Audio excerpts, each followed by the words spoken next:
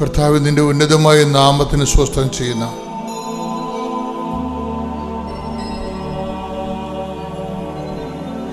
കർത്താവേ, നിന്റെ വിശുദ്ധ പൗരോഹിത്യത്തെ മഹത്വപ്പെടുത്തണമേ.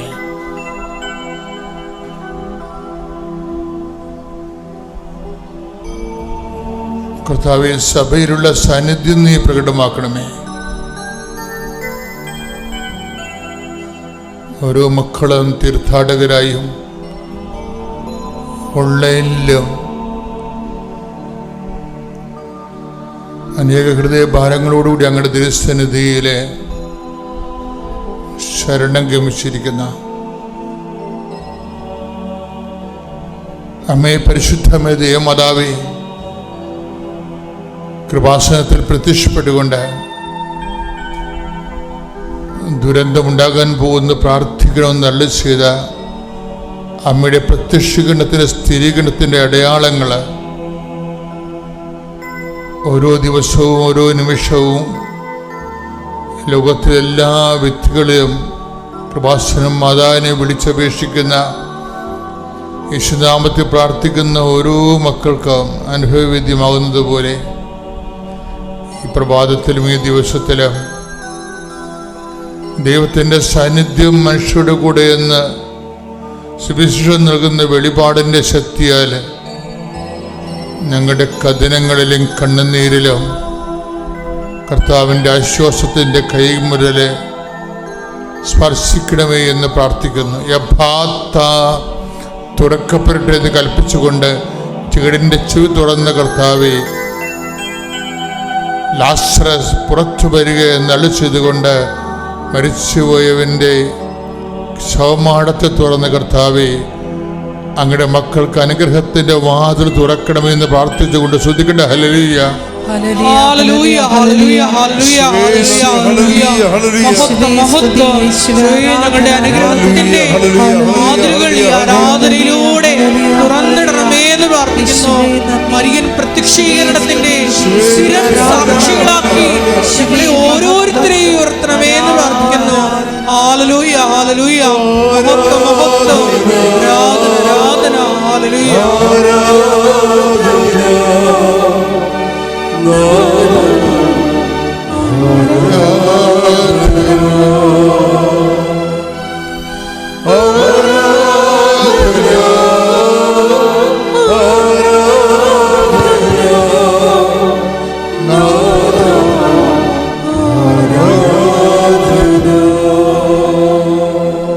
പരിശുദ്ധ പരമദിവ്യകാരുണ്യത്തിന് ആരാധനയും സ്തുതിയും പുകഴ്ചയും ഉണ്ടായിരിക്കട്ടെ.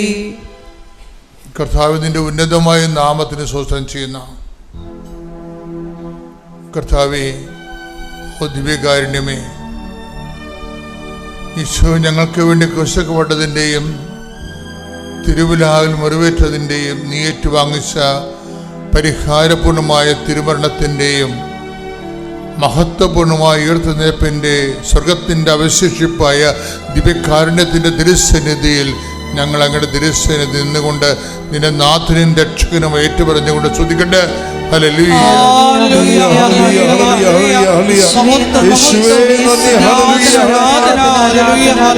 ദിവ്യകാരുണ്യ സ്നേഹം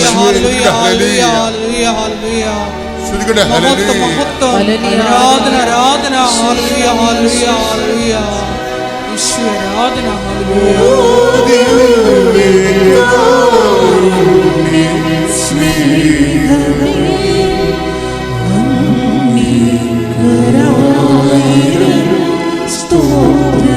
ഒരുമിച്ച് പാടുക എല്ലാവരും.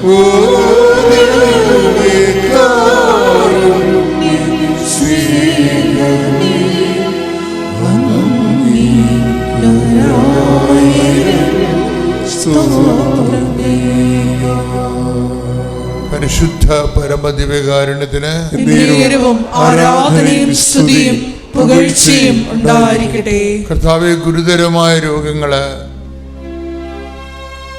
ഇനി എൻ്റെ ജീവിതം തീർന്ന് ഞാനിന്ന് സുഖപ്പെട്ടാൽ പോലും എനിക്ക് ജോലിയെടുത്ത് ജീവിക്കാൻ പറ്റത്തില്ല എന്ന് മനസ്സിൽ ഓരോ ദിവസവും ഓരോ വിപത്തിനെ ഓർത്ത് സങ്കടപ്പെടുന്നവരെ, കാനായിലെ കല്യാണ വിരുന്നിലെ അങ്ങയോട് മധ്യസ്ഥ യാചിക്കാൻ ദൈവം കൽപ്പിച്ചു നൽകിയ പരിശുദ്ധ അമ്മയുടെ മധ്യസ്ഥത്തിൽ ഞങ്ങളെല്ലാ രോഗികൾക്കും വേണ്ടി പ്രാർത്ഥിക്കുന്നു.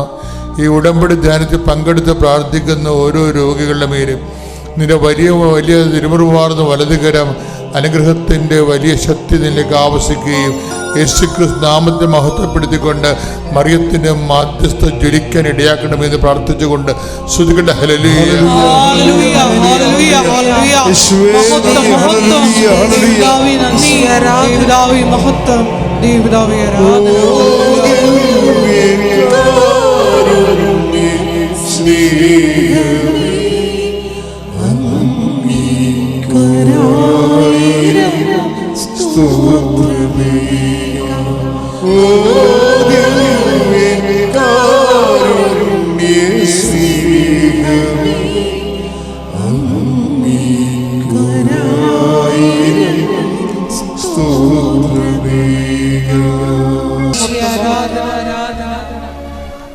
സാക്ഷി അതായത് ഈ റീന നിലമ്പൂരിൻ്റെ സാക്ഷ്യം ഉണ്ടല്ലോ, റീന നിലമ്പൂരിൻ്റെ വിഷയം എന്ന് പറഞ്ഞാൽ അതൊരു മകനാണ് വിഷയം. അമ്മയും മകനും അപ്പം മകൻ്റെ വിശ്വാസ ജീവിതത്തിൽ ഇവർക്ക് വല്ലാത്തൊരു സ്വാധീനമാണ്.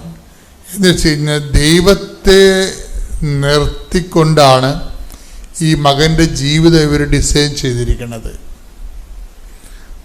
അതുകൊണ്ട് അമ്മയും ദൈവവും തമ്മിലുള്ള നല്ല ബന്ധമുണ്ടെന്ന് മകന് ബോധ്യമാണ്. ഇവിടുത്തെ ഒരു പ്രോബ്ലം എന്ന് വെച്ച് കഴിഞ്ഞാൽ ഈ റീന നിലമ്പൂരിൻ്റെ മകൻ്റെ സാക്ഷ്യം, അവർ അമ്മയും മകനും കൂടിയാണ് സാക്ഷ്യം പറഞ്ഞിരിക്കുന്നത്. അപ്പോൾ അവൻ പറയുന്നുണ്ട് അവനൊരു എന്തോ ഒരു ബിടെക് എൻജിനീയറാണ്. ആ ബിടെക് എൻജിനീയർ ആണെങ്കിൽ അവൻ ഹോസ്റ്റലിലേക്ക് പഠിച്ച് അവൻ്റെ വയറൊക്കെ പോയായിരുന്നു.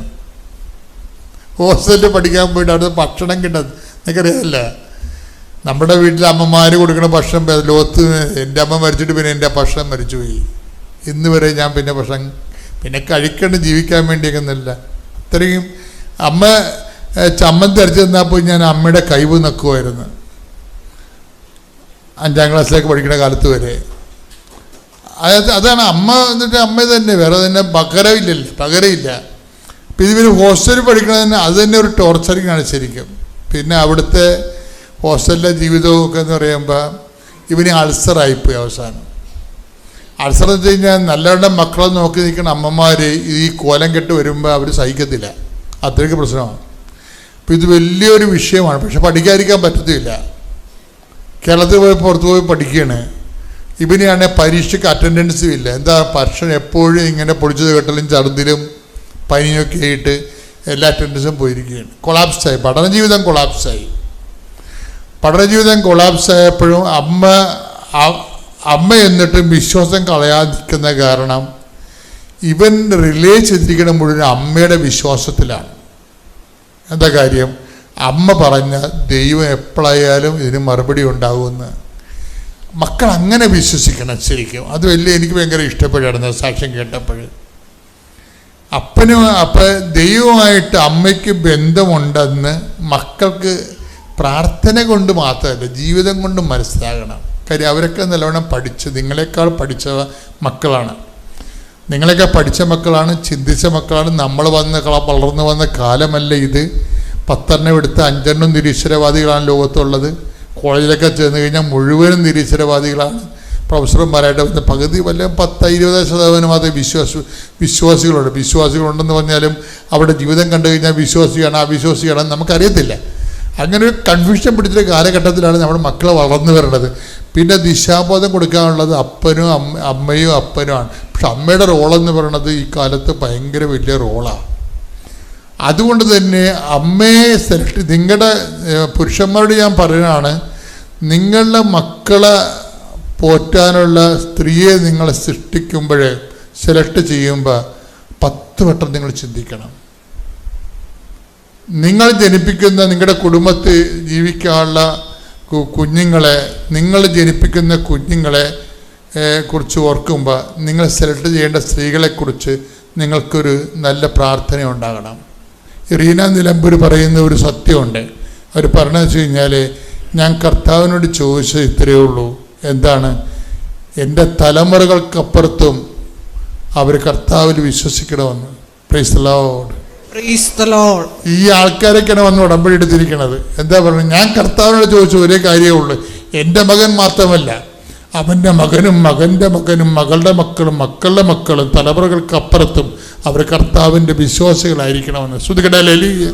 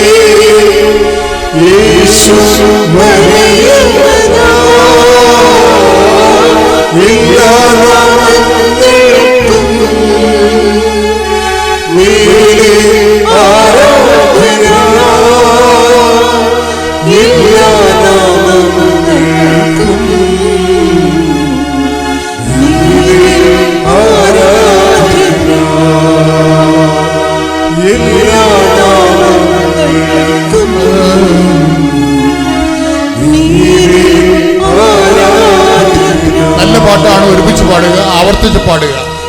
ശ്രുതികട ഹല്ലേലൂയ. ഹല്ലേലൂയ. കൈയടിച്ചുകൊണ്ട്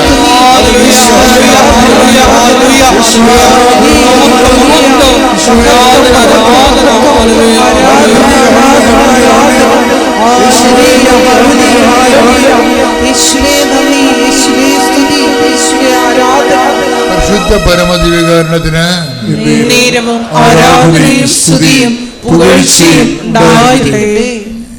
ഇതാണ് എൻ്റെ മക്കളെ ഒരു ഉടമ്പടി ഫോർമാറ്റ് എന്ന് പറയുന്നത്. അതായത് ദൈവം ആ ഒരു ഫയൽ എടുത്ത് കഴിയുമ്പോൾ, നമ്മളെ അച്ഛൻ മുമ്പ് പറഞ്ഞത് എന്താണ്, നിങ്ങൾ ഉടമ്പടി ജീവിതത്തിന് ശേഷം, ഉടമ്പടി കാലഘട്ടത്തിന് ശേഷം നിങ്ങൾ എങ്ങനെ ജീവിക്കും എന്നുള്ളതിന് സത്യവാങ്മൂലം, ഒരു മൗന സത്യവാങ്മൂലം ദൈവത്തിന് കൊടുക്കണം. എന്നാൽ കുറച്ച് കാര്യം കുറച്ച് എളുപ്പമാവും ഈ സംഭവം. നമ്മുടെ മുഴുവൻ പ്രശ്നം, പല പ്രാർത്ഥനകളും ഉടമ്പടി പ്രാർത്ഥന താമസിക്കാൻ, ഉത്തരം താമസിക്കാൻ കാരണം ഉടമ്പടി കാലത്തിന് ശേഷമുള്ള അസസ്മെൻറ്റ് വളരെ പൂറായത് കൊണ്ടാണ്. നിങ്ങൾ പഴയ ബോറന്മാരായിട്ടും ദൈവത്തിന് ഇറക്കാത്ത ആൾക്കാരായിട്ട് ജീവിക്കാനായിട്ട് ദൈവത്തിന് അറിയാം. ഉടമ്പടി കാലത്തിന് ശേഷം നിങ്ങൾ ഇതിനേക്കാൾ മോശമായ ജീവിതം 10 പൈസ കൈ വന്നു കഴിയുമ്പോൾ പിന്നെ നിങ്ങൾക്ക് നിങ്ങളുടെ ആഡംബരം കാണിച്ചു, ആളുകളിയായി, അഹങ്കാരമായി, ദൈവത്തിനെ മറന്ന് ജീവിക്കണ ദൈവത്തിന് നേരത്തെ ദൈവത്തിൻ്റെ റിസൾട്ട് ഉള്ളതാണ്. നമ്മളുടെ മുമ്പിലുള്ളൊരു ഓപ്ഷൻ എന്ന് പറയുന്നത് ദൈവത്തിൻ്റെ നമ്മുടെ ഭാവിയെക്കുറിച്ചുള്ള ഫയല് തലവിധി തിരുത്തുക എന്നുള്ളതാണ് നമ്മുടെ ചലഞ്ച്. ഉണ്ട് what is the challenge of the spiritual life? നിങ്ങളുടെ മുമ്പിലുള്ള ഒരു വെല്ലുവിളി എന്താണ്? നിങ്ങളുടെ ഇനിയുള്ള ശേഷിച്ച ജീവിതകാലത്തെക്കുറിച്ച് ദൈവത്തിരുസേന ഓൾറെഡി റെക്കോർഡായിട്ട് പോയിട്ടുള്ള വിഷയങ്ങളിൽ ദൈവത്തിന് നിരക്കാത്തത് വല്ലതും ഉണ്ടെങ്കിൽ തിരുത്തണം. നിങ്ങൾ മനസ്സിലായ? നമ്മുടെ തലവിധി നമുക്ക് തന്നെ തിരുത്താൻ പറ്റും. വെച്ച് കഴിഞ്ഞാൽ നമ്മൾ ഒരു സത്യവാങ്മൂലം കൊടുക്കണം. കർത്താവേ, ഞാൻ ഈ അപകട അവസ്ഥയിൽ നിന്ന് നീ ഉടമ്പടി വഴി എന്നെ രക്ഷപ്പെടുത്തിയാൽ ശേഷിച്ച കാലം, ഇപ്പം റീന നിലമ്പൂർ എന്താ പറയണത്? ഞാൻ മാത്രമല്ല, എൻ്റെ മകൻ മാത്രമല്ല, എൻ്റെ കർത്താവേ, ഞങ്ങളുടെ ഈ രക്തത്തിൽ പിറക്കുന്ന തലമുറകളെല്ലാം നിൻ്റെ വിശ്വാസം ജീവിക്കാൻ വേണ്ടിയാണ് ഞാൻ പ്രാർത്ഥിക്കണമെന്ന്. ആ ലേഡിയുടെയൊക്കെ പ്രാർത്ഥന എന്തെങ്കിലും റിജക്റ്റ് ആവുക? ഒരിക്കലും റിജക്റ്റ് ആകത്തില്ല. റിജക്റ്റാണെന്ന് നല്ലൊരു പ്രശ്നം. അവർ പറയേണ്ട കാര്യമില്ല. അവർ പറയേണ്ട കാര്യമില്ലെന്ന് പറഞ്ഞു കഴിഞ്ഞാൽ അവൻ്റെ മകനും ഇത് കഴിഞ്ഞിട്ട് ഞാൻ പറഞ്ഞില്ലേ, അവരുടെ മകന് കുറേ പ്രശ്നം, ഹോസ്പിറ്റലിൽ ഭക്ഷണമൊക്കെ കഴിച്ച് വയറൊക്കെ പോയി, അവൻ്റെ പനി ഛർദിലും പിടിച്ച് അജീർണമൊക്കെ ആയി, അവരെ ക്ലാസ്സിൽ പങ്കെടുക്കാൻ പറ്റില്ല, അവൻ്റെ പരീക്ഷ കുലച്ചു പോയെന്ന് പറയുമ്പോൾ തന്നെ അവൻ പറയും, ഞാൻ എപ്പോഴും പിന്നെയും പഠിച്ചുകൊണ്ടിരിക്കും, ഞാൻ പട്ടിണിയാണെങ്കിലും ഞാൻ പറ്റുന്ന പോലെയൊക്കെ പോകും, എനിക്ക് നിവർത്തിയില്ലാത്ത സമയത്ത് ഞാൻ കോളേജിൽ പോകാതിരുന്നുള്ളൂ. പക്ഷേ എനിക്കപ്പോൾ അറ്റൻഡൻസും പോയി, പലപ്പോഴും എനിക്ക് മെഡിക്കൽ സർട്ടിഫിക്കറ്റ് ഹാജരാക്കിയാണ് പരീക്ഷ ചെയ്തത്. ഇത് പൂർത്തിയാക്കാൻ പറ്റുമോ എന്ന് എനിക്കൊരു ഐഡിയ ഇല്ല. പിന്നെ എനിക്ക് അപ്പോഴുള്ള ഐഡിയ എന്താണ്, എൻ്റെ അമ്മ പ്രാർത്ഥിക്കുന്നുണ്ടെന്നാണ്. അതാണ് ആ വ്യക്തത പോണ കണ്ടത്. അതായത് അതിനുശേഷം 2021 ഞാൻ ജർമ്മൻ ലാംഗ്വേജ് പഠിക്കാൻ കയറി. ഒരു വർഷം ഞാൻ പഠിച്ചു. ഡിസംബർ ആയപ്പോഴേക്കും എൻ്റെ കോഴ്സ് കഴിഞ്ഞു. 2022 ഏപ്രിൽ തുടങ്ങി ഞാൻ എക്സാം എഴുതുന്നതാണ്. 4 തവണ ഞാൻ എക്സാം എഴുതി, പക്ഷേ എനിക്ക് പാസ്സാവാൻ പറ്റിയില്ല. അപ്പോഴേക്കും എല്ലാവരും പറഞ്ഞു, നിനക്ക് പറ്റില്ല, നീ നിർത്തിക്കോ, നീ നാട്ടിൽ നഴ്സിംഗ് പഠിക്കുക, ഇത് നല്ല പാടാണ് പഠിക്കാൻ, നിനക്ക് പാസ്സാവാൻ പറ്റില്ല എന്ന് ഒരുപാട് പേര് പറഞ്ഞു. അപ്പോൾ എനിക്ക് ഭയങ്കര സങ്കടമായപ്പോൾ മമ്മിയോട് ലാസ്റ്റ് പറഞ്ഞു, മമ്മി ഇനി എനിക്കിത് പാസ്സാവാൻ പറ്റില്ല, എനിക്കിനി പാസ്സാവണമെങ്കിൽ അത് ഈശോ മാതാവും തന്നെ വിചാരിക്കണമെന്ന് പറഞ്ഞു. അങ്ങനെയാണ് ഞങ്ങൾ കൃപാസനത്തിലേക്ക് ആദ്യമായിട്ട് വരുന്നത്. ഒക്ടോബർ 3-ാം തീയതിയാണ് ഞാൻ ആദ്യമായിട്ട് കൃപാസനത്തിൽ വരണത്. പക്ഷേ എനിക്ക് അന്ന് ഉടമ്പടി എടുക്കാൻ സാധിച്ചില്ല. അത് കഴിഞ്ഞ് ഒക്ടോബർ 5-ാം തീയതി ഞാൻ വീണ്ടും വന്നു, ഇവിടെ ഉടമ്പടി എടുത്തു. ഞാൻ അധികം പ്രാർത്ഥിക്കുന്ന ഒരാളൊന്നും ആയിരുന്നില്ല. വീട്ടിൽ വെറുതെ ഇരുന്നാൽ പോലും രാവിലെ എനിക്ക് പള്ളിയിൽ പോകാൻ പറഞ്ഞാൽ പള്ളിയിലൊന്നും പോവില്ല. എന്തോ കുടുംബ പ്രാർത്ഥന ചെല്ലും, അല്ലാതെ പേഴ്സണൽ പ്രെയറോ അങ്ങനെയൊന്നും ഉണ്ടായിരുന്നില്ല. ഉടമ്പടി എടുത്തതിന് ശേഷം എല്ലാ ദിവസവും പള്ളിയിൽ പോകാനും പ്രാർത്ഥിക്കാനൊക്കെ തുടങ്ങി. ഞാൻ എന്നിട്ട് ഉടമ്പടി എടുത്തതിന് ശേഷം ഞാൻ ഡേറ്റ് എടുത്ത് കഴിഞ്ഞപ്പോൾ എല്ലാ ദിവസവും ഒന്നും പഠിക്കില്ലായിരുന്നു. ഡേറ്റ് എടുത്തതിന് ശേഷം ഒരു സംഭവം ഞാൻ പഠിച്ചിട്ടില്ല. എല്ലാ ദിവസവും സാക്ഷ്യങ്ങളിരുന്ന് കേൾക്കുമായിരുന്നു. അപ്പോൾ അതിലൊരു ചേച്ചിയുടെ സാക്ഷ്യം കേട്ടപ്പോൾ ആ ചേച്ചി പറഞ്ഞു, പരീക്ഷ എഴുതിക്കൊണ്ടിരുന്നപ്പോൾ മാതാവിൻ്റെ കാശുരൂപം വെച്ചിട്ട് അമ്മയുടെ പ്രത്യക്ഷീകരണത്തിൻ്റെ സ്ഥിരം സാക്ഷിയായി എന്നെ എൻ്റെ കുടുംബത്തിനെ ഉയർത്തണമെന്ന് പ്രാർത്ഥിച്ചപ്പോൾ പാസ്സായ ഒരു സാക്ഷി ഞാൻ കണ്ടായിരുന്നു. അപ്പം ഞാനന്ന് എക്സാമിന് പോയി കഴിഞ്ഞപ്പോൾ ഞങ്ങൾക്കാണെങ്കിൽ പാസ്പോർട്ട് ഹോൾ ടിക്കറ്റും അല്ലാതെ വേറെ ഒന്നും അവർ കയറ്റത്തില്ല. ഞാൻ എന്നിട്ട് നേരത്തെ കാശുരൂപം എടുത്തിട്ട് എൻ്റെ പോക്കറ്റിൽ ഇട്ടിട്ടാണ് കയറിയത്. കയറിക്കഴിഞ്ഞ് ഞാൻ പ്രാർത്ഥിച്ചിട്ട് പരീക്ഷ എഴുതാൻ തുടങ്ങി. നല്ല പാടായിരുന്നു. എനിക്ക് റീഡിങ്ങും ലിസണിങ്ങും ഒക്കെ എന്താ ചെയ്തതെന്ന് പോലും എനിക്ക് ഓർമ്മയുണ്ടായില്ല. പക്ഷെ എന്നാലും ഉടമ്പടി കാശുരൂപം വെച്ചിട്ട് ഞാൻ പരീക്ഷ എഴുതി തിരിച്ച് വീട്ടിൽ വന്നു കഴിഞ്ഞപ്പോൾ കാശുരൂപത്തിൻ്റെ കൂടെ ഞങ്ങൾക്ക് പാസ്സാവാൻ വേണ്ടത് 60 മാർക്ക് ഞങ്ങൾക്ക് പാസ്സാവാൻ വേണ്ടത്. 60 എന്ന് പറഞ്ഞിട്ട് ഞാൻ അതിൻ്റെ കൂടെ എഴുതിയിട്ടു. എല്ലാ ദിവസവും പ്രാർത്ഥിക്കാൻ തുടങ്ങി. നവംബർ 15-ാം തീയതി റിസൾട്ട് വന്നു. എനിക്ക് റിസൾട്ട് നോക്കാൻ പേടിയായിട്ട് വയ്യ. മമ്മി പറഞ്ഞു, നീ റിസൾട്ട് നോക്ക്, നീ പേടിക്കണ്ട, നീ മാതാവിന് കൊടുത്തല്ലേ എന്ന് പറഞ്ഞു. ലാസ്റ്റ് ഞാൻ ഫോൺ എടുത്തു. ഫോണിൻ്റെ മേലെ തൈലം എടുത്ത് കുരിശ് വരച്ചിട്ട് ഒരു കയ്യിൽ കാശുരൂപം എടുത്ത് വെച്ച് എൻ്റെ നമ്പറെല്ലാം അടിച്ചു കൊടുത്തു. അച്ഛൻ പറയണ പോലെ not by merit but by the grace of Lord എന്ന് പറയണ പോലെ ഈ 4 തവണ എക്സാം എഴുതിയിട്ട് 30 കൂടുതൽ മാർക്ക് കൂടാത്ത എനിക്ക് ആ ഒറ്റ ഇതിൽ 60 മേൽ ഞാൻ ആഗ്രഹിക്കാത്ത മാർക്ക് എനിക്ക് മാതാവ് തന്നെ അനുഗ്രഹിച്ചു. 4 വിഷയത്തിനും ഞാൻ പാസ്സായി. അതുപോലെ തന്നെ പരീക്ഷ എഴുതാൻ പോണതിൻ്റെ തലേ ദിവസം ഞാൻ സെൻറ്ററിൻ്റെ അവിടെ നേരത്തെ എത്തി. ഞങ്ങൾ അവിടെ റൂം എടുത്ത് താമസിക്കുകയായിരുന്നു. രാത്രി ഒരു 11:30 ആയപ്പോഴേക്കും എനിക്ക് പെട്ടെന്ന് ഒരു പല്ലുവേദന വന്നിട്ട് എനിക്ക് സഹിക്കാൻ പറ്റാത്ത വേദനയായിരുന്നു. തലയൊക്കെ ഇങ്ങനെ പൊട്ടി പോണ പോലത്തെ വേദന. ലാസ്റ്റ് ഉറങ്ങാനും പറ്റുന്നില്ല. പിറ്റേ ദിവസം എനിക്ക് പരീക്ഷയ്ക്ക് പോകണം. അവസാനം ഞാൻ ഉടമ്പടി തൈലം എടുത്തിട്ട് വേദനയുള്ള ഭാഗത്ത് നന്നായി പുരട്ടി വെച്ചു. എപ്പോഴും ഞാൻ ഇറങ്ങിപ്പോയി. രാവിലെ എനിക്ക് കഴിഞ്ഞപ്പോൾ എനിക്കൊരു വേദനയില്ല, ഒരു കുഴപ്പമില്ല. ഞാൻ നല്ല സന്തോഷമായിട്ട് പോയിട്ട് എക്സാം എഴുതിയിട്ട് വന്നു.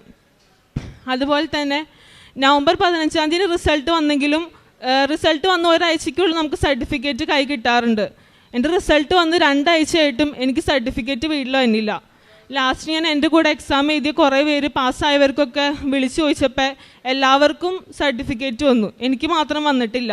ലാസ്റ്റ് ഞാൻ സെൻറ്ററിലേക്ക് വിളിച്ചു ചോദിച്ചപ്പോൾ പറഞ്ഞു, ഞങ്ങൾ അന്വേഷിക്കട്ടെ, നിങ്ങൾ വിളിക്കാമെന്ന് പറഞ്ഞു.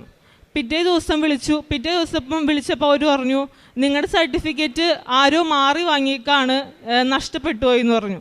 അപ്പോൾ ഞാൻ പറഞ്ഞു, ഞാൻ എന്താ ചെയ്യേണ്ടതെന്ന് ചോദിച്ചപ്പോൾ പറഞ്ഞു, ഞങ്ങൾ പുതിയ സർട്ടിഫിക്കറ്റ് ആക്കി തരാം, ഒരാഴ്ചയ്ക്കുള്ളിൽ നിങ്ങൾക്ക് സർട്ടിഫിക്കറ്റ് അയച്ചു തരാമെന്ന് പറഞ്ഞു. ഒരാഴ്ചയും കഴിഞ്ഞു, സർട്ടിഫിക്കറ്റ് വരണില്ല. പിന്നെ വിളിച്ചു കഴിഞ്ഞപ്പോൾ അവർ പറഞ്ഞു, നാളെ അയക്കാം, പിന്നെ അയക്കാമെന്ന് പറയണല്ലാണ്ട് ഒന്നും അവർ അയക്കുന്നില്ല. ലാസ്റ്റ് ഞാൻ ലൈറ്റ് ക്യാൻഡിൽ പ്രെയർ റിക്വസ്റ്റ് ആയിട്ട് പ്രാർത്ഥിച്ചു. അവർ വിളിച്ചപ്പോൾ പറഞ്ഞു സർട്ടിഫിക്കറ്റ് അയച്ചിട്ടുണ്ടെന്ന് പറഞ്ഞു. ഇന്നലെ എൻ്റെ സർട്ടിഫിക്കറ്റ് എനിക്ക് കിട്ടി. ഞാൻ പാസ്സായ എൻ്റെ 4 മൊഡ്യൂളിൻ്റെയും സർട്ടിഫിക്കറ്റ് എനിക്ക് കിട്ടി. ഇത്രയും വലിയ അനുഗ്രഹം തന്ന മാതാവിനും ഈശോയ്ക്കും 1000 നന്ദി. അമ്മ മാതാവിന് നന്ദി. എൻ്റെ പേര് ജിൻസി അഭിലാഷ്. ഞാൻ കാട്ടൂര് കോർത്തശ്ശേരി സെൻറ്റ് വിൻസെൻറ്റ് പള്ളോട്ടി ചർച്ചിൽ നിന്ന് വരുന്നു. ആദ്യമായി ഞാൻ ഉടമ്പടി എടുക്കാൻ വന്നത് എൻ്റെ ഭർത്താവാണ്. ഭർത്താവിന് വേണ്ടിയാണ് ഞാൻ ഈ സാക്ഷ്യം പറയുന്നത്. നവംബർ 7-ാം തീയതി എൻ്റെ ഭർത്താവ് ഒരു കേസിലകപ്പെട്ട് പോലീസ് കസ്റ്റഡിയിലായില്ല, എങ്കിലും കേസിലകപ്പെട്ടു. പക്ഷേ ഒരു വിധത്തിലും ജാമ്യം അനുവദിക്കയില്ലെന്ന് എല്ലാവരും വിധി എഴുതി. ഞാൻ വക്കീലിനെ പോയി കണ്ടപ്പോൾ വക്കീൽ പറഞ്ഞു, ഒരിക്കലും ഈ കേസിൽ നിന്ന് ജാമ്യം ലഭിക്കുകയില്ല.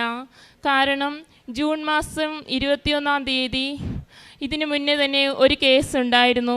ആ കേസിൽ മുൻകൂർ ജാമ്യം അനുവദിച്ചിരിക്കുന്ന വ്യക്തിയാണ് ഇദ്ദേഹം. അതുകൊണ്ട് ആ വ്യക്തിയുടെ വീണ്ടും ഒരു കേസ് ഉണ്ടായാൽ ഒരിക്കലും ജാമ്യം ലഭിക്കുകയില്ലെന്ന് കോടതി ഉത്തരവുണ്ട്. എങ്കിലും ഞാൻ ശ്രമിച്ചു നോക്കാം എന്ന് മാത്രമാണ് വക്കീൽ പറഞ്ഞത്. അത് 30% മാത്രമാണ് എനിക്ക് ഉറപ്പ് തന്നത്. എന്ത് ചെയ്യണമെന്നറിയാൻ പാടില്ല. കാരണം ഭർത്താവിൻ്റെ അമ്മ ക്യാൻസർ രോഗിയാണ്, 2 ചെറിയ കുട്ടികൾ. ആരും ഒരു സഹായത്തിനില്ല. എനിക്ക് ജോലി കാസർഗോഡാണ്, ജോലിക്ക് പോകണം. എന്താ ചെയ്യേണ്ടതെന്ന് അറിയാൻ വയ്യാത്തൊരവസ്ഥയിൽ നിൽക്കുമ്പോൾ വക്കീൽ പറഞ്ഞു, ഒന്ന് ശ്രമിച്ചു നോക്കാം. എന്നിട്ട് അദ്ദേഹം വക്കാലത്ത് ഏറ്റെടുത്തു. എന്നാൽ 10-ാം തീയതി അദ്ദേഹം വിളിച്ചിട്ട് പറഞ്ഞു, നിങ്ങൾക്ക് ജാമ്യം അനുവദിച്ചില്ല, കോടതി ജാമ്യ അപേക്ഷ തള്ളി. അതുമാത്രമല്ല, നേരത്തെ മുൻകൂർ ജാമ്യം അനുവദിച്ചിരുന്ന ആ ജാമ്യം കോടതി റദ്ദാക്കാൻ വേണ്ടി പോലീസ് കോടതിയെ സമീപിച്ചിട്ടുമുണ്ട്. ഇനി എന്താ ചെയ്യേണ്ടതെന്ന് അറിയില്ല. മാതാവിനോട് അപ്പോഴാണ് ഞാൻ തൊട്ടടുത്തുള്ള വീട്ടിലെ എൻ്റെ ഒരു കൂട്ടുകാരിയോട് ഞാൻ പറഞ്ഞു, ഇങ്ങനെ ഒരു അവസ്ഥയാണ് ഉള്ളത്, നീ ഒന്ന് പ്രാർത്ഥിക്കണം. അപ്പോൾ അവർ എന്നോട് പറഞ്ഞു, നീ ഒരു കാര്യം ചെയ്യ്, മാതാവിന് ഫോണിൽ തന്നെ ഒരു ലൈറ്റ് ക്യാൻഡിൻ പ്രെയർ റിക്വസ്റ്റ് അയക്കുക. ഞാൻ ഫോണിൽ തന്നെ മാതാവിന് പ്രെയർ റിക്വസ്റ്റ് അയച്ചു. ഞാൻ അതിലെഴുതിയിരുന്നത് ഇങ്ങനെയാണ്, മാതാവ് എൻ്റെ ജീവിത പങ്കാളിക്ക് ജാമ്യം അനുവദിക്കണം, ഒരിക്കലും ജയിലിൽ അകപ്പെടുത്തരുതേ എന്നാണ് ഞാൻ എഴുതിയിരുന്നത്. എന്നിട്ട് ഞാൻ വീണ്ടും പ്രാർത്ഥന തുടർന്നു. കാര്യം നാട്ടിൽ വരാൻ പറ്റില്ല, ആ അവസ്ഥയിൽ നിൽക്കുമ്പോൾ ഞാൻ പ്രാർത്ഥന തുടർന്നുകൊണ്ടേയിരുന്നു. അങ്ങനെ വക്കീൽ വിളിച്ചിട്ട് പറഞ്ഞു, ഇനി എന്താ ചെയ്യേണ്ടതെന്ന് അറിയില്ല. കാരണം ഹൈക്കോടതിയിൽ പോകണമെങ്കിൽ പൈസ വേണം. ആ സാമ്പത്തിക സ്ഥിതി നിങ്ങൾക്ക് അത് ഒത്തിരി പൈസ വേണ്ടി വരും. കാര്യം ഈ കേസുമായി ബന്ധപ്പെട്ട് കടബാധ്യതയിൽ മുങ്ങി നിൽക്കുകയാണ് ഞാൻ. എന്താ ചെയ്യേണ്ടതെന്ന് എനിക്കറിയില്ല. ഒന്നെങ്കിൽ ഹൈക്കോടതിയിൽ പോകുക, അല്ലെങ്കിൽ നാളെ വന്നിട്ട് നേരിട്ട് പോലീസ് സ്റ്റേഷനിൽ സറണ്ടർ ആകാമെന്നാണ് പറഞ്ഞത്. എനിക്ക് ഒരിക്കലും അതിനെക്കുറിച്ച് ആലോചിക്കാൻ പറ്റിയില്ല. കാര്യം എൻ്റെ കുട്ടികൾക്ക് ഒരിക്കലും അത് ചിന്തിക്കാൻ പോലും പറ്റാത്ത കാര്യമായിരുന്നു. ഞാൻ മാതാവിനോട് പ്രാർത്ഥിച്ചു. അപ്പോൾ എൻ്റെ മനസ്സിൽ മാതാവ് തന്നെ പറഞ്ഞു, എന്തായാലും ഒന്ന് ശ്രമിച്ചു നോക്കാം. ഞാൻ വക്കീലിനോട് പറഞ്ഞു, എന്തായാലും ഒന്ന് ശ്രമിച്ചു നോക്കാമെന്ന് പറഞ്ഞു. അദ്ദേഹം പറഞ്ഞു, നിങ്ങളുടെ ഇഷ്ടം, പൈസ ഒത്തിരി ആകും, നിങ്ങൾക്ക് താങ്ങാൻ പറ്റണം. പിന്നെ ഒരിക്കലും ഞാനിതിൽ ഉറപ്പ് പറയുന്നില്ല, ഒരിക്കലും ഈ കോടതി വിധിയെ മറികടക്കാൻ പറ്റുമെന്ന് എനിക്ക് പ്രതീക്ഷയില്ലെന്ന് പറഞ്ഞു. ഞാൻ പറഞ്ഞു, സാരമില്ല സാറേ, എന്തായാലും ശ്രമിച്ചു നോക്കാം. അങ്ങനെ ഹൈക്കോടതിയിൽ മുൻപാകെ കേസ് പോയി. അത് കഴിഞ്ഞ് 30-ാം തീയതി വക്കീൽ എന്നെ വിളിച്ചിട്ട് പറഞ്ഞു, എൻ്റെ ജീവിത പങ്കാളി എന്ന് പറയുന്ന ഒരു ജനപ്രതിനിധിയാണ്. അതുകൊണ്ട് വക്കീൽ പറഞ്ഞു, ഞാനൊരു ഓപ്ഷൻ എടുത്തിട്ടുണ്ട്. കോടതി പറഞ്ഞത് 9-ാം തീയതി വരെ ഈ വ്യക്തിയെ, 9-ാം തീയതിയാണ് ഈ കേസിൻ്റെ വിധി പറയുന്നത്, 9-ാം തീയതി വരെ ഈ വ്യക്തിയെ അറസ്റ്റ് ചെയ്യാൻ പാടില്ലെന്ന് ഒരു കോടതി ഉത്തരവുണ്ട്. അതുകൊണ്ട് അതുമായി പഞ്ചായത്തിൽ വന്ന് മീറ്റിങ്ങിൽ പങ്കെടുത്തിട്ട് തിരിച്ചു പോകാമെന്ന് പറഞ്ഞു. അങ്ങനെ ജീവിത പങ്കാളി നാട്ടിലെത്തി. അങ്ങനെ ഞങ്ങൾ വക്കീലിനെ പോയി കണ്ടിട്ട് പേപ്പറെല്ലാം വാങ്ങി തിരിച്ചു വരുമ്പോൾ ഒന്ന് കൃപാസനത്തിൽ കയറി പ്രാർത്ഥിച്ചിട്ട് പോകാമെന്ന് മനസ്സ് പറഞ്ഞു. അങ്ങനെയാണ് ഇവിടെ കയറി വരുമ്പോൾ തന്നെ ഞാൻ ഒത്തിരി പ്രാർത്ഥന സഹായം ആവശ്യപ്പെടുന്ന കൃപാസനത്തിൽ എന്നും വരുന്ന ഒരു ചേച്ചിയുണ്ട്. ചേച്ചി എന്നോട് പറഞ്ഞു, മകളെ ജാമ്യം കിട്ടിയോ? ഞാൻ പറഞ്ഞു, ഇല്ല ചേച്ചി, ഇങ്ങനെ ഒരു ഉത്തരവ് കിട്ടി, ഞാനൊന്ന് പ്രാർത്ഥിക്കാൻ വന്നതാണ് എന്ന് പറഞ്ഞു. നിങ്ങൾ എന്തായാലും വന്നതല്ലേ, ഒന്ന് ഉടമ്പടി എടുത്തിട്ട് പോകാൻ പറഞ്ഞു. അങ്ങനെയാണ് ചേച്ചി എന്നെയാണ് ഉടമ്പടി എടുക്കാൻ പറഞ്ഞു വിട്ടത്. പക്ഷേ ഭർത്താവ് പറഞ്ഞു, ഞാൻ തന്നെ ഉടമ്പടി എടുക്കാമെന്ന്. അങ്ങനെ ഉടമ്പടി എഴുതി കൊടുത്തിട്ട് ഞങ്ങൾ ഇവിടുന്ന് പോയി. 7-ാം തീയതി വക്കീൽ പറഞ്ഞു, 9-ാം തീയതിയാണ് കേസ് വിളിച്ചിരിക്കുന്നത്. വക്കീൽ അപ്പോഴും പറഞ്ഞു, ഞാൻ ഒരിക്കലും ഉറപ്പ് പറയുന്നില്ല, എന്തെങ്കിലും പറ്റിയാൽ നിങ്ങൾ സറണ്ടർ ആകേണ്ടി വരും. ഞാൻ പറഞ്ഞു നോക്കാം. പക്ഷെ ഞാൻ 5-ാം തീയതി ഭർത്താവ് ഇവിടെ ഉടമ്പടി കൊടുക്കുമ്പോൾ ഞാൻ പറഞ്ഞു, ഞാനൊന്ന് ഇവിടെ വന്നിരുന്ന് പ്രാർത്ഥിച്ചോട്ടെ. അങ്ങനെ ഞാൻ ഇവിടെ വന്നിരുന്ന് അമ്മയോട് പ്രാർത്ഥിച്ചു. അമ്മേ, ഒത്തിരി കരഞ്ഞാണ് പ്രാർത്ഥിച്ചത്. അമ്മേ, ഒരിക്കലും ജയിലിലേക്ക് അയക്കരുത്, അത് സഹിക്കാനുള്ള ശക്തി എനിക്കില്ല. ഒത്തിരി കരഞ്ഞാണ് ഇവിടെ നിന്ന് പ്രാർത്ഥിച്ചത്. എൻ്റെ സാമ്പത്തിക സ്ഥിതി അമ്മയ്ക്കറിയാമല്ലോ, ഒന്നുമില്ല, എൻ്റെ കടബാധ്യതകളാണുള്ളത്. ഒത്തിരി കരഞ്ഞു. പക്ഷെ ആ 5-ാം തീയതി ഞാൻ ഇവിടെ ഇരുന്നിട്ട് ഞാൻ കരഞ്ഞ്. പക്ഷെ എൻ്റെ കണ്ണിൽ നിന്ന് പിന്നെ ഒരിക്കലും കണ്ണീര് അമ്മ വരുത്തിയിട്ടില്ല. കാരണം 9-ാം തീയതി 6 മണിക്ക് വക്കീൽ പറഞ്ഞു, എന്താണെന്ന് എനിക്ക് വക്കീൽ പറഞ്ഞത് ഇങ്ങനെയാണ്, എനിക്കറിയില്ല, നിങ്ങൾക്ക് ജാമ്യം അനുവദിച്ചു, ആരാണ് പ്രവർത്തിച്ചതെന്നും എനിക്കറിയില്ല എന്ന് വക്കീൽ പറഞ്ഞു. പക്ഷേ ഞാൻ പറഞ്ഞു, സാറേ, എനിക്ക് ഉറപ്പായിരുന്നു ഇത് കിട്ടുമെന്ന്. അങ്ങനെ അമ്മ എന്നെ സഹായിച്ചു. അപ്പോൾ ഇതുകൂടാതെ ആദ്യം ഞാൻ പറഞ്ഞല്ലോ, ജൂൺ മാസം നിലവിലൊരു കേസ് കൂടി ഉണ്ടായിരുന്നു. അപ്പോൾ 2ാമതൊരു കേസ് വന്നപ്പോൾ ആ കേസിൻ്റെ ജാമ്യം തള്ളാൻ വേണ്ടിയിട്ട് പോലീസ് ശ്രമിച്ചിരുന്നു. അപ്പോൾ അതിൻ്റെ വിധി 12-ാം തീയതിയാണ്. അപ്പോൾ വക്കീൽ പറഞ്ഞത് 12-ാം തീയതി ആ വിധി നമുക്ക് അനുകൂലമല്ലെങ്കിൽ വീണ്ടും ഹൈക്കോടതിയിൽ പോകേണ്ടി വരും. ഞാൻ പറഞ്ഞു ശരിയെന്ന് പറഞ്ഞു. പക്ഷെ ഞാൻ മാതാവിനോട് പറഞ്ഞു, മാതാവേ, എനിക്ക് ഇനി ഞാൻ ഒരു കാര്യമേ മാതാവിനോട് പറയുന്നുള്ളൂ, 12-ാം തീയതി എനിക്ക് ഈ ജാമ്യത്തിൽ നിന്നും ഈ കേസുകളിൽ നിന്നും ഞങ്ങളെ രക്ഷപ്പെടുത്തി തരണം. ഇനി ഒരു ദിവസം പോലും കാത്തിരിക്കാൻ എനിക്ക് പറ്റില്ല. എനിക്ക് അന്ന് ഇതിൻ്റെ ഉത്തരം നീ തന്നിരിക്കണമെന്നാണ് ഞാൻ അമ്മ മാതാവിനോട് പറഞ്ഞത്. 12-ാം തീയതി 12-ാം തീയതി ഒരു 11 മണിയായപ്പോൾ വക്കീൽ വിളിച്ചിട്ട് പറഞ്ഞു, നിങ്ങൾ രക്ഷപ്പെട്ടു, എല്ലാ പ്രശ്നങ്ങളും പരിഹരിച്ചു.